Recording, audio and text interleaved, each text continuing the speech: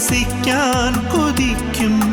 നീ എൻ്റെ കർത്താവും ദൈവവുമേ, നീ എൻ്റെ കർത്താവും ദൈവവുമേ. ജീവന്റെ അപ്പമായ ക്രിസ്തുവിന് വേണ്ടി ജീവൻ നൽകുവാൻ മനസ്സാകുന്ന ഏവർക്കും ഈശോ മിശിഹായ്ക്ക് സ്തുതിയായിരിക്കട്ടെ. തിരുസഭ മാതാവ് ഇന്ന് നമുക്ക് നൽകുന്ന വചനധ്യാനം യോഹന്നാന്റെ സുവിശേഷം 6-ാം അധ്യായം 60 മുതൽ 69 വരെയുള്ള വാക്യങ്ങൾ. ജീവന്റെ അപ്പത്തെക്കുറിച്ചുള്ള ക്രിസ്തുവിൻ്റെ പ്രതിപാദനത്തിന് ശേഷം ശിഷ്യന്മാർ പരസ്പരം പറഞ്ഞു, ഈ വചനങ്ങൾ കഠോരമാണ്, ആർക്ക് ഇവ പാലിക്കുവാൻ സാധിക്കും എന്ന്. സുവിശേഷം സാക്ഷ്യപ്പെടുത്തുന്നത് ഈ വചനം കേട്ട് ഏറെ പേർ അവനെ വിട്ടുപോയി എന്നാണ്. കർത്താവ് അവരോട് ചോദിച്ചു, നിങ്ങൾക്കും വിട്ടുപോകണമെന്ന് തോന്നുന്നുണ്ടോ, അഥവാ ആഗ്രഹിക്കുന്നില്ലേ എന്നാണ്. യേശുനാഥൻ ഇവിടെ യഥാർത്ഥത്തിൽ ചെയ്യുന്നത് സ്വർഗത്തെ ഭൂമിയുമായി ബന്ധിപ്പിക്കുകയാണ്.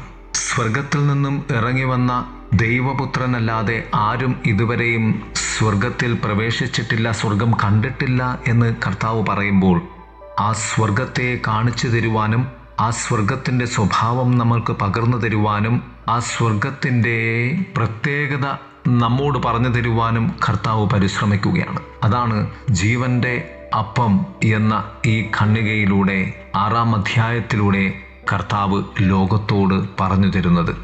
എന്നാൽ യഥാർത്ഥമായ സത്യം ക്രിസ്തുവിനെ, സ്വർഗത്തെ ഉൾക്കൊള്ളുവാൻ ഈ ലോകത്തിന് സാധിക്കുമായിരുന്നില്ല എന്നതാണ്.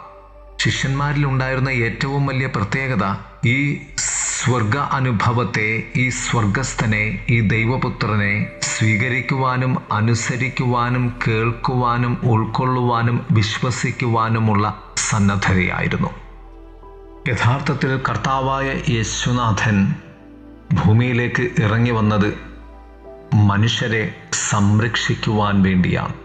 പാപത്തിൽ നിന്നും, മരണത്തിൽ നിന്നും, നരകത്തിൽ നിന്നും സ്വർഗീയ സ്നേഹത്തിൽ സ്വർഗത്തിൽ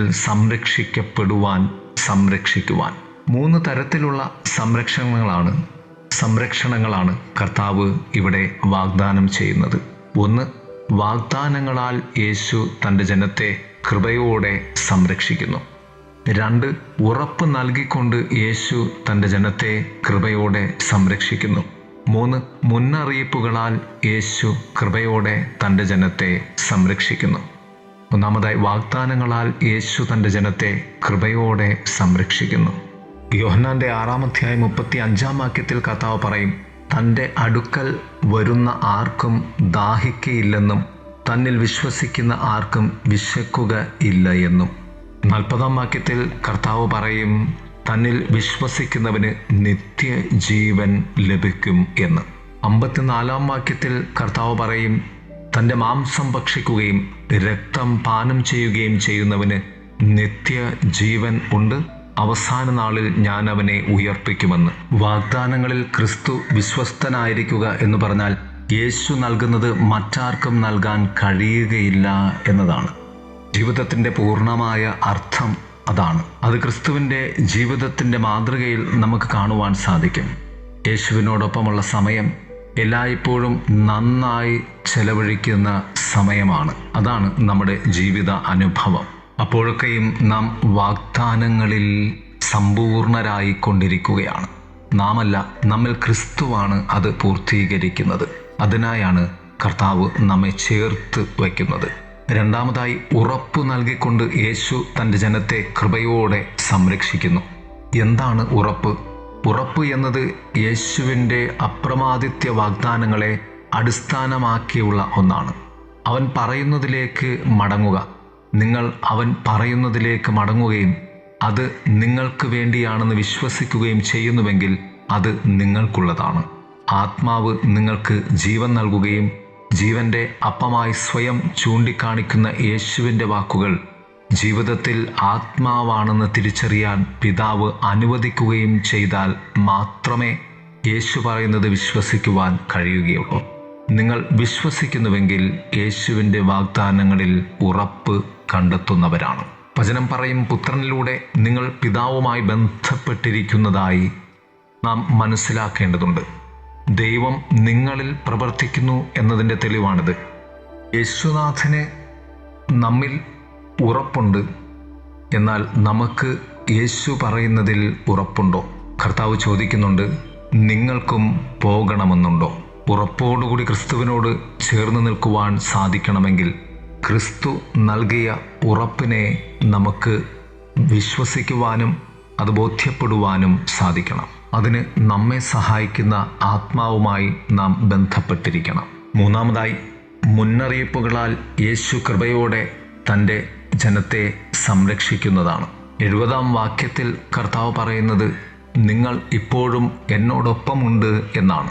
ഉറപ്പിൻ്റെ ഒന്നാം തലം, പിതാവ് ഒരു വ്യക്തിയെ തന്നിലേക്ക് ആകർഷിക്കുന്നില്ലെങ്കിൽ ഒരു മനുഷ്യനും പിതാവിൻ്റെ അടുക്കൽ വരുവാൻ കഴിയുകയില്ല എന്ന കർത്താവിൻ്റെ അരുളപ്പാടാണ്. രണ്ടാമതായി, യേശുവിൻ്റെ വാക്കുകൾ നമ്മുടെ ഹൃദയത്തിൽ വസിക്കുന്നുവെങ്കിൽ യേശുവിനോടൊപ്പം അവൻ നമ്മുടെ ജീവിതത്തിന് അനുഗ്രഹവും രക്ഷയും സ്നേഹവും ആയിരിക്കും. അത് മാംസത്തിൻ്റെ അപ്പുറം ആത്മാവിലുള്ള നമ്മുടെ ക്രിസ്തു ബന്ധമാണ്. പ്രിയമുള്ളവരെ, യേശുവിൻ്റെ സംരക്ഷണയിലേക്ക് നമ്മെ വിട്ടുകൊടുത്തുകൊണ്ട് നമുക്ക് ജീവിക്കാം. ദൈവം നമ്മെ സമൃദ്ധമായി അനുഗ്രഹിക്കട്ടെ. ആമേൻ. സ്വർഗത്തിൽ നിന്നുമിറങ്ങി വന്നീ അപ്പത്തിൽ വാഴുന്ന ഈശോയേ, മാനവരൊത്തു വസിക്കാൻ കൊതിക്കും നീ എൻ്റെ കർത്താവും ദൈവവുമേ, നീ എൻ്റെ കർത്താവും ദൈവവുമേ. സ്വർഗത്തിൽ നിന്നുമിറങ്ങി വന്നീ അപ്പത്തിൽ വാഴുന്ന ഈശോയേ.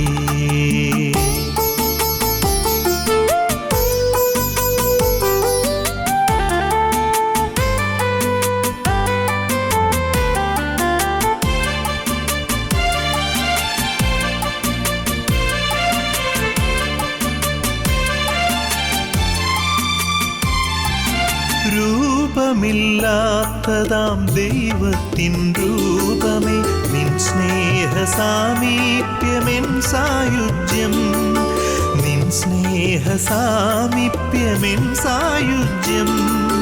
രൂപമില്ലാത്തതാം ദൈവത്തിൻ രൂപമേ, നിൻ സ്നേഹ സാമീപ്യമെൻ സായുജ്യം. ജീവന്റെ അപ്പമാം ദിവ്യകാരുണ്യം നീ പുത്തനുടമ്പടിക്കച്ചാരമായി. ജീവന്റെ അപ്പമാം ദിവ്യകാരുണ്യം നീ പുത്തനുടമ്പടിക്കച്ചാരമായി, പുത്തനുടമ്പടിക്കച്ചാരമായി. സ്വർഗത്തിൽ നിന്നുമിറങ്ങി വന്നീ അപ്പത്തിൽ വാഴുന്ന ഈശോയേ.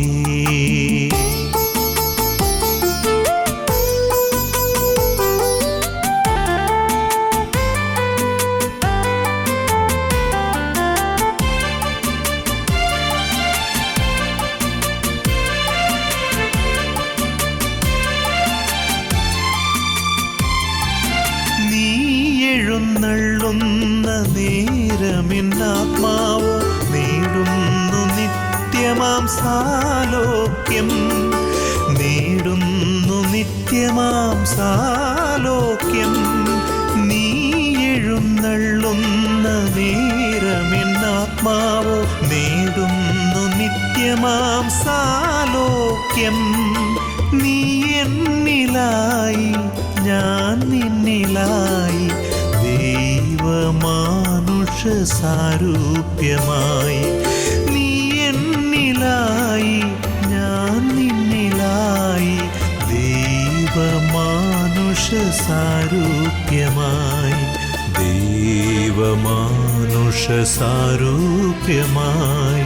സ്വർഗത്തിൽ നിന്നുമിറങ്ങി വന്നീ അപ്പത്തിൽ വാഴുന്ന ഈശോയേ, മാനവരൊത്തു വസിക്കാൻ കൊതിക്കും നീ എൻ്റെ കർത്താവും ദൈവവുമേ, നീ എൻ്റെ കർത്താവും ദൈവവുമേ.